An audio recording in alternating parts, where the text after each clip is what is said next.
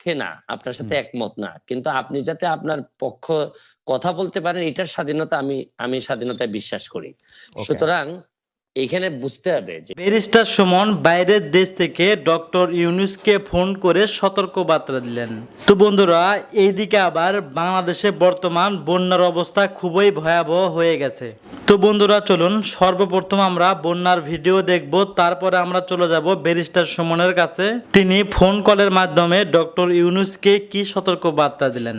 মৃত লাশ পানিতে ভাসতেছে, একটু যে কবর দিবে সেই জায়গাটা পর্যন্ত পাওয়া যাচ্ছে না বন্যার পানির জন্য, কোনো জায়গায় মাটি পাওয়া যাচ্ছে না। এমন হচ্ছে ফেনীর বিভিন্ন ভিতরে যে গ্রাম অঞ্চলগুলো আছে সেইখানে করুণ অবস্থা। কারে কি বাঁচাইবো মানে বাঁচানোর মতো কেউ কোনো পরিস্থিতি না ইতিহাসে আর হয়েছে বলে আমার মনে হয় না। এটা মানে এবারে আমার মনে আপনারা দেখতে পাচ্ছেন খুবই করুণ অবস্থা। 3 দিন যাবত ঘরের মধ্যে চাপা পড়ে না খেয়ে মারা যাচ্ছে মানুষ। আর এখানকার উদ্ধারকারী টিম এখান থেকে যাওয়ার সময় দেখতে পাচ্ছে ঘরের মধ্যে কান্না, চিৎকার আর আহাজারি। এই শব্দ শুনে এই উদ্ধারকারী টিম কিন্তু তাদেরকে উদ্ধার করার জন্য যাচ্ছে এবং তারা কিন্তু ঘরের চালের উপরে উঠে ঘরের টিন কেটে ভিতরে ঢুকে মানুষকে কিন্তু উদ্ধার করার জন্য খোঁজাখুঁজি করছে। আর আপনারা দেখতে পাচ্ছেন এটার ভিতরে যে মানুষগুলো চাপা পড়ে আছে তারা কিন্তু এই উদ্ধারকারী টিম না আসলে কিন্তু এখানে পড়েই না খেয়ে চাপা পড়ে পানির তীব্র স্রোতে এবং ক্ষুধার যন্ত্রণায় কিন্তু এখানে মারা যেত এবং তাদের লাশও কিন্তু খুঁজে পাওয়া যেত না। হয়তো বা কোনো ধরনের জঙ্গলি প্রাণী অথবা কোনো ধরনের বন্য প্রাণী এসে কিন্তু তাদের লাশ খেয়ে নিত।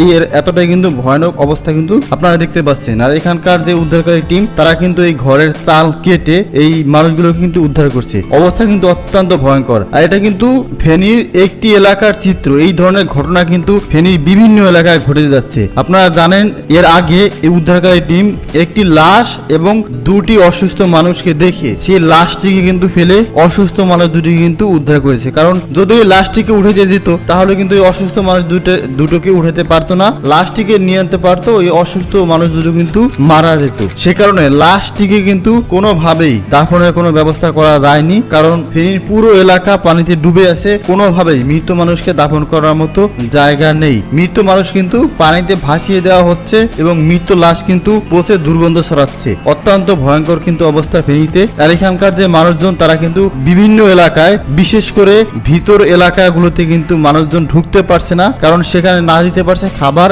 না দিতে পারছে কোনো ধরনের সহযোগিতা। সেখানকার এমন মানুষ রয়েছে যারা কিন্তু গত 3-4 দিন যাবত কোনো রকমের খাবার না পেয়ে অনেকে কিন্তু খাবারের অভাবে মারা যাচ্ছে, আবার অনেকে কিন্তু পানিতে ডুবে মারা যাচ্ছে। এখন বর্তমান সময় কিছু মানুষ কিন্তু সেই সমস্ত এলাকায় ঢুকতে পারছে।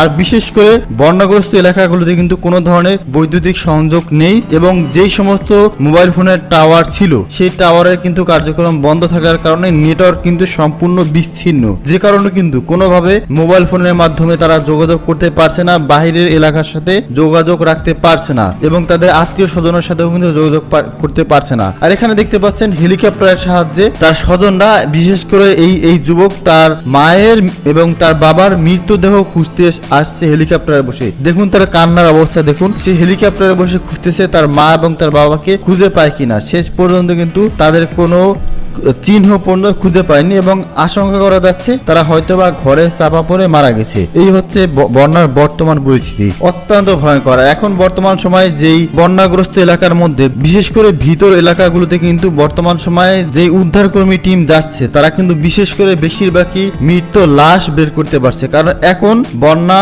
চলছে বিগত 4 দিন যাবত। এই 4 দিনের মধ্যে যারা না খেয়ে রয়েছে, বিশেষ করে যারা দুর্বল, তারা কিন্তু মারা গেছে বেশিরভাগ মানুষই। এতটাই ভয়ঙ্কর অবস্থা। আর এই বন্যার জন্য কিন্তু দায়ী করা হচ্ছে কোনোভাবেই প্রকৃত সৃষ্ট না বা আল্লাহ দ্বারা প্রদত্ত কোনো বন্যা না। এই বন্যা কিন্তু তৈরি করা হয়েছে ভারতের নির্দেশে। বিশেষ করে শেখ হাসিনা সরকার যখন ক্ষমতাচ্যুত হয়ে বাংলাদেশ থেকে যখন পালিয়ে গেছে ভারতে, তখন থেকেই কিন্তু শেখ হাসিনা সরকার এবং তার ছেলে সজীব ওয়াজেদ জয় কিন্তু বিভিন্নভাবে হিন্দু মুসলিম একটা দাঙ্গা লাগিয়ে কিন্তু বাংলাদেশের মধ্যে অশান্তি সৃষ্টি করার চেষ্টা করেছিল এবং ভারতীয় মিডিয়া কিন্তু বিভিন্ন ধরনের গুজব ছড়িয়ে কিন্তু হিন্দু হিন্দু মুসলিম একটা যুদ্ধ লাগানোর চেষ্টা করেছিল, কিন্তু সেই চেষ্টায় তারা যখন সফল হয়নি, শেষ পর্যন্ত কিন্তু ভারত তাদের হাতিয়ার হিসেবে পানি ছেড়ে দিয়েছে বাংলাদেশে। এবং তাদের উদ্দেশ্য ছিল কি, তারা পানি ছেড়ে বাংলাদেশের মানুষকে ডুবিয়ে মারবে এবং এই অবস্থায় বাংলাদেশের অবস্থা অত্যন্ত ভয়ানক হয়ে যাবে। সেই সুযোগে কিন্তু তারা তাদের দেশের সেনাবাহিনী পাঠিয়ে দিয়ে বাংলাদেশকে লুটপাট করে নেবে, এরকম একটা চিন্তা কিন্তু তাদের ছিল,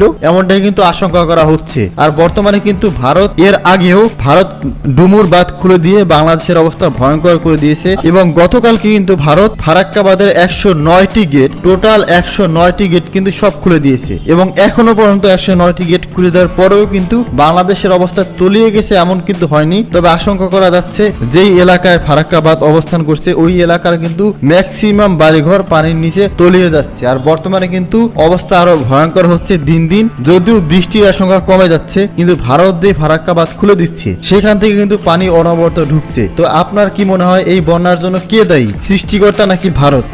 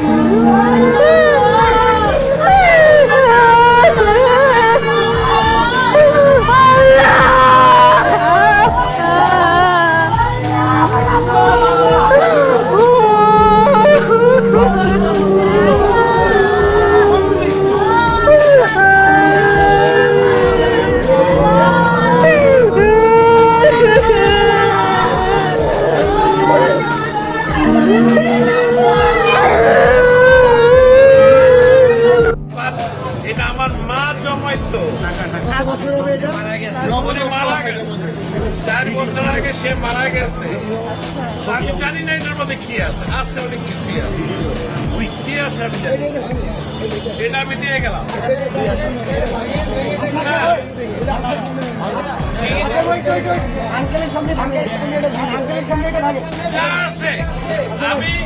আমি এক ট্রাক খাওয়া আনছি, এটা নিয়ে আমি এখন ওইখানে যাচ্ছি।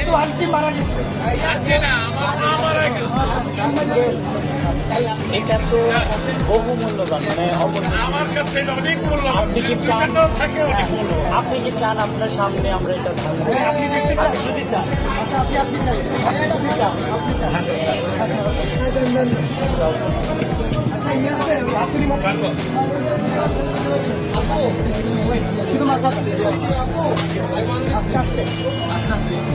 বাচ্চারা দেয় সাইকেলের পয়সা, আজকে আমার পয়সা তো 65।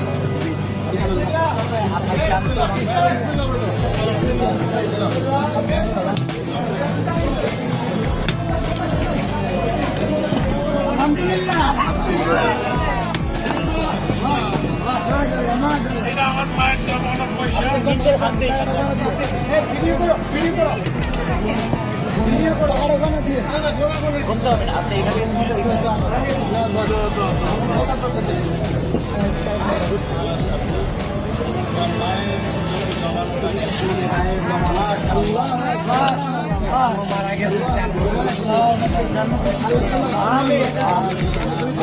জন্য দোয়া করবেন, এটা আমার বড় ভাই। ছেলে খেলার দেখা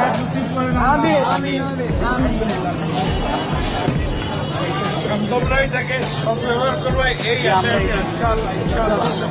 ইনশাআল্লাহ আমাদের জন্য দোয়া করবেন। নিশ্চয়ই আল্লাহ আপনার নিশ্চয়ই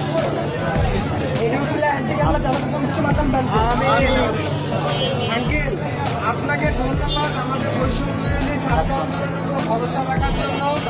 আপনার মৃত মায়ের মহামূল্যবান এই জমানো টাকা আমাদেরকে ডোনেট করার জন্য আপনাকে অসংখ্য অসংখ্য ধন্যবাদ। আমরা আপনার প্রতি চিরকৃতজ্ঞ এবং ঋণী থাকবো। আপনার আমাদেরকে অনেক মায়ের জন্য আমাদের সবসময় দোয়া থাকবে। Wish you all the best. Thank you, sir. আমি কিন্তু একজন প্রবাসী। পক্ষে না, আপনার সাথে একমত না, কিন্তু আপনি যাতে আপনার পক্ষ কথা বলতে পারেন এটার স্বাধীনতা আমি স্বাধীনতায় বিশ্বাস করি। সুতরাং এখানে বুঝতে হবে যে জননেত্রী শেখ হাসিনা সরকার প্রধানের সাথে সাথে উনি বঙ্গবন্ধু কন্যা, বঙ্গবন্ধু কন্যা জাতির জনকের কন্যা। উনার সাথে কিন্তু উনার কয়েকটা আইডেন্টিটি আছে, আপনারা হয়তো অনেকে একসাথে করে ফেলেন। আমার কাছে কিন্তু দেখেন, আমি কিন্তু এই এমপি হওয়ার আগেই বাংলাদেশ আওয়ামী লীগের প্রচার সম্পাদক যিনি বর্তমানে, তার বিরুদ্ধে মামলা হয়ে বাদী হয়ে কিন্তু আমি মামলা করেছি। সুতরাং আমি আওয়ামী লীগ করি, আওয়ামী লীগকে বঙ্গবন্ধুর আদর্শকে ধারণ করি, বহন করি, কিন্তু যে সব জায়গায় আমার সমালোচনা করার, যে সব জায়গায় আমার প্রতিবাদ করার, এই জায়গায় তো আমি বন্ধ হয় নাই বা আমি কখনো আটকে থাকি নাই, বা চেষ্টা করছি, আমি যতটুকু পারছি আমি চেষ্টা করছি। এইখানে বঙ্গবন্ধু কন্যার সাথে দেখা করতে পারাটা আমার জন্য একটা সম্মানের। এইখানে আপনারা মিলাই ফেলবেন না, কিন্তু উনি সরকার প্রধান যখন হবেন তখন সরকারের দায় যতটুকু থাকবে, যতটুকু ওনার নেয়ার বিষয় আছে, এখানে আমি হয়তো ওনাকে বলবো যে মাননীয় নেত্রী, এখানে আমার মনে হয় কাজ করার সুযোগ আছে। আমার হয়তো বলার এইখানে একটা জিনিস হয়েছে কি, এবার সংসদে আপনি কখনো কোনো খারাপ ভাষা হয়তো শুনবেন না, বকাবকি শুনবেন না, গালাগালি শুনবেন না। এইবারের সংসদ হবে ভদ্রলোকের সংসদ। এখানে আপনি দেখবেন, মানে কিন্তু বিরোধিতা কি হবে, মানে আপনি মনে করছেন চরম বিরোধিতা হবে। আপনি কিন্তু আপনি তো অরিজিনালি নৌকা, মানে আপনি নিজেরে বলেন, এমনিও বলেন। না, এইখানেই প্রবলেমটা। প্রবলেমটা হচ্ছে গিয়ে, আমি বঙ্গবন্ধুর আদর্শকে ধারণ করি, এবং আদর্শকে ধারণ করা মানে কি, মানে হচ্ছে গিয়ে ওনার যে আদর্শটা আছে, এইটা আমাদের একটা কনস্টিটিউশনের মতো, যে হাইকোর্ট কিন্তু কনস্টিটিউশনকে মানে, কিন্তু যখনই কনস্টিটিউশন ভায়োলেট করার বিষয় আসে তখন কিন্তু হাইকোর্ট একটা রুল দিয়ে দেয়। তো বিষয়টা হচ্ছে গিয়ে যে আমার এই জায়গাটা ঠিক রেখে আমার দেশটাকে বাঁচানোর জন্য, দেশটাকে ভালো করার জন্য আমার যে সব জায়গায় নক করতে হবে, এইসব জায়গায় আমি স্বতন্ত্র হিসেবে আমার তো আরো স্কোপ আরো বেড়ে গেল। রাইট। বঙ্গবন্ধুর আদর্শের কোষ্টি পাথরে এই বিরোধী দলের নেতা নেত্রীদের জেলে রেখে ইলেকশন করাটা কেমন আসলে? এই প্রশ্নটা আমার মনে হয় সাকিব ভাইকে করেন। সাকিব ভাই এই আমার মনে হয় এটার জন্য উত্তর দেওয়ার জন্য উনি একেবারে আটশ হইতেছেন। না, সাকিব ভাইকে করার জন্য আপনার কষ্ট আছেন। আমি এমনি আচ্ছা ঠিক আছে, আমি প্রশ্নটা অন্যভাবে করি। বঙ্গবন্ধুর আদর্শতে প্রশ্ন করলে আপনার কাছে কি মনে হয় যে আওয়ামী লীগ সভানেত্রী বা আওয়ামী লীগের যিনি সরকার পরিচালনা করলেন, গত সংসদে যেইভাবে হামলা, মামলা এবং বিরোধী দলের উপর যে নিপীড়নের অভিযোগটা করা হয়েছে, সেইটা আপনি আসলে কিভাবে দেখেন? মানে সংবাদপত্রের কণ্ঠরোধ, মুক্ত, সেই যে অভিযোগগুলি আছে মানবাধিকার, সেগুলির ক্ষেত্রে আপনার কাছে কি মনে হয়? মানে সেটা শেখ হাসিনার সরকার ঠিক পথে ছিল? আমার কাছে মনে হচ্ছে কি যে আপনি এই একজন নৌকার প্রার্থীকে প্রশ্ন করতেছেন। আচ্ছা ঠিক আছে, আমি একজন স্বতন্ত্র প্রার্থীকে প্রশ্ন করতেছেন, নৌকার প্রার্থীকে। বিষয়টা এইভাবে না। তারপর আমি আপনাকে যেটা বলতে চাই হচ্ছে গিয়ে যে আদর্শের রাজনীতিতে থাকলে এক সময় আপনি সার্ভাইভ করবেন। যারা এখন বিভিন্ন অভিযোগ তুলতেছেন, তাদের আদর্শের জায়গাটা আরো স্ট্রং হইলে দেখবেন আমার মতো উনি যে স্ট্যান্ডিং নিয়ে যায় নাই নির্বাচনে, এই স্ট্যান্ডিং এর পরে বরং উনি নির্বাচনের কারচুপি নিয়ে কথা বলাটা নির্বাচনের উনি বৈধতা দিলেন। এটা হচ্ছে কি আমি ব্যক্তিগতভাবে মনে করি, আপনারা দ্বিমত করতে পারেন না, এটা আমার মত হচ্ছে কি যে আমি যখন যে নির্বাচনে যান, আমি আপনার কাছে ক্ষমতা দিয়ে দিলাম, ভাই যান, আপনার সাথে আমি নাই, আপনার আন্ডারে আমি নির্বাচন করব না।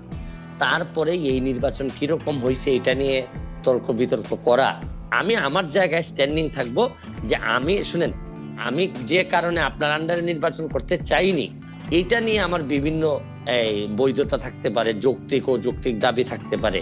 এই দাবি কিন্তু এখন আর ওনাদের কিন্তু এখন আর এই জায়গা নাই। এখন হচ্ছে গিয়ে ঠিক মতো নির্বাচন হয়েছে কিনা, ভোটার ঠিক মতো আসছে কিনা, এই জায়গায় চলে আসছেন ওনারা। সুতরাং আগের বিষয়টা একটা হালকা হয়ে গেছে। আর আরেকটা বিষয় হচ্ছে গিয়ে এই বিএনপি বা এই ধরনের দল যখন আসে না, ধরেন একটা বড় অংশ তো আসে নাই ভোটে, সুতরাং তখন তো হচ্ছে কি এই জায়গাটা খালি থাকে না, এই জায়গাতে অসংখ্য স্বতন্ত্রের তৈরি হয়েছে। এবং আপনারা কিন্তু আমার বিশ্বাস একটা যে আশ্চর্য হবেন এইবারের স্বতন্ত্রদের পারফরমেন্স দেখে, সংসদের ভিতরেও পারফরমেন্স দেখে আপনারা আশ্চর্য হবেন। এখন এই জায়গায় আমি একটা প্রশ্নের কথা আপনাকে বলতে চাই। যেমন ধরেন আমি স্বতন্ত্র, কিন্তু স্বতন্ত্র হইল দুইটা জায়গায় আমার, আপনি আমাকে আনকম্প্রোমাইজিং। একটা হচ্ছে গিয়ে যে আমি বঙ্গবন্ধুকে ধারণ করি, বঙ্গবন্ধুকে বহন করি।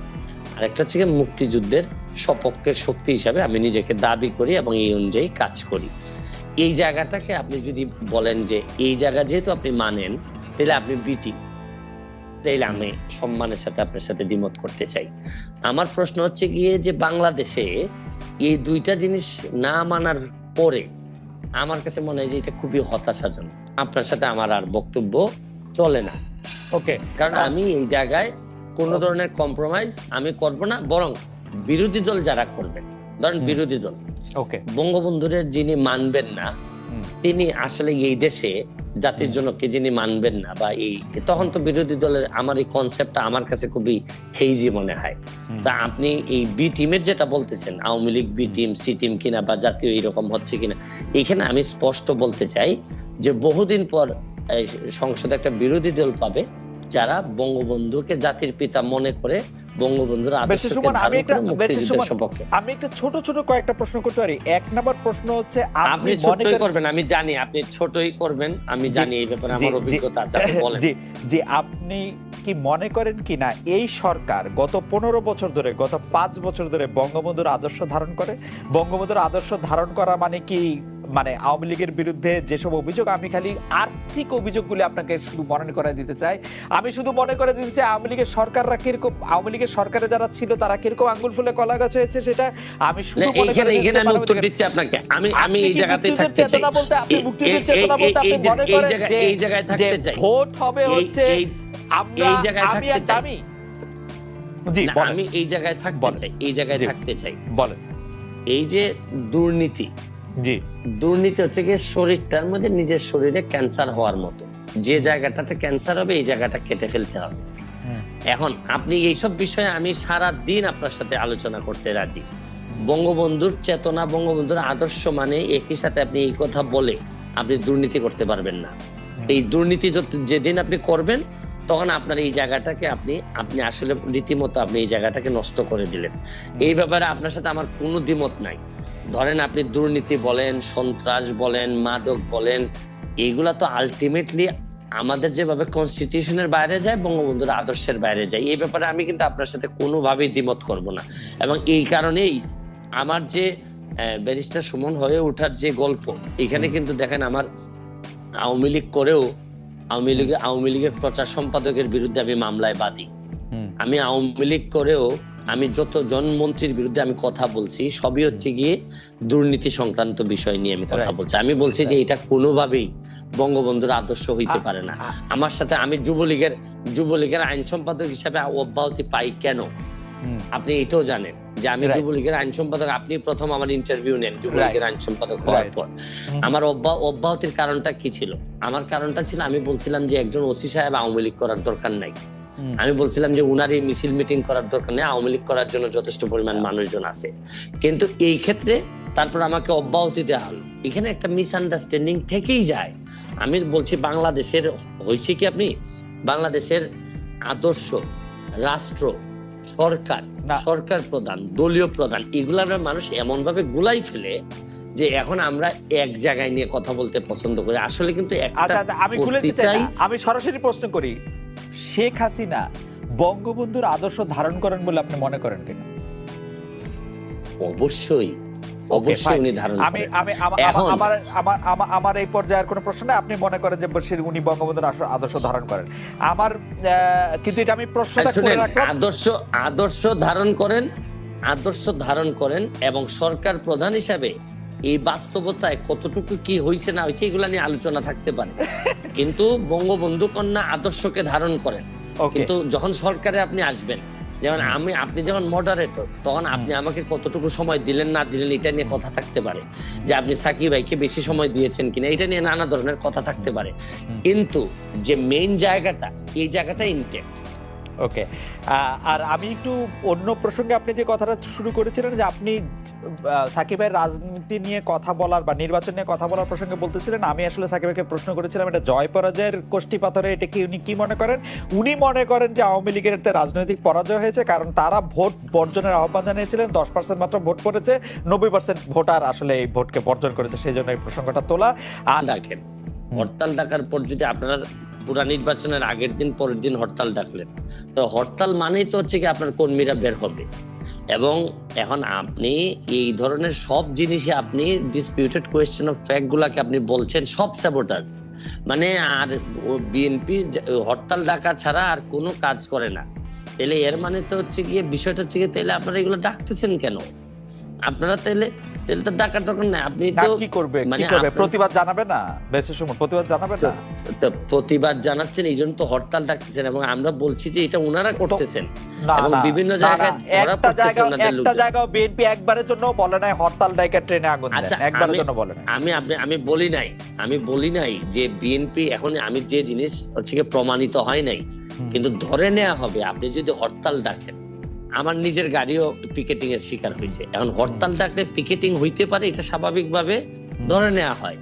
আর আপনি কিভাবে হরতাল ডাকার পর আপনি ভাবতেছেন যে আপনার কর্মী বাহিনী বা আপনার যারা আচ্ছা আছে, ঠিক আছে, আপনার আপনারা বক্তব্য তো- পরিষ্কার। বেরিসা সুমন, আমি যদি সাকিব ভাইয়ের প্রশ্নটা একটু অন্যভাবে করি, আপনি বলছেন যেটা একদিনে বাংলাদেশে অবস্থা আসে না, একদিনে এটা দূর করা যাবে না, আপনার এর মধ্যে দাঁড়িয়েছেন, কিন্তু বেরিসা সুমন, আপনার একটা পরিচিতি আছে, সেটা আজকে এমপি হওয়ার জন্য না, গত 10-12 বছরে আপনার অসংখ্য খাটাখাটির পর আপনার একটা পরিচয় দাঁড়িয়েছে, কিন্তু আপনি কি সেই দুর্নীতিবাজদের এগেনস্টে দাঁড়িয়ে মানে তো বন্ধুরা, বর্তমান বন্যার ভিডিও ফুটেজ ও ডক্টর ইউনূসের সাথে ব্যারিস্টার সুমনের ফোনে কল আলাপ শুনে আপনাদের কি মন্তব্য অবশ্যই কমেন্ট বক্সে কমেন্ট করতে ভুলবেন না। আর হ্যাঁ, এমন নিত্য নতুন আপডেট খবর সবার আগে পেতে এখনই আমাদের পিচ্চি সাকিব ইউটিউব চ্যানেলটি সাবস্ক্রাইব করুন।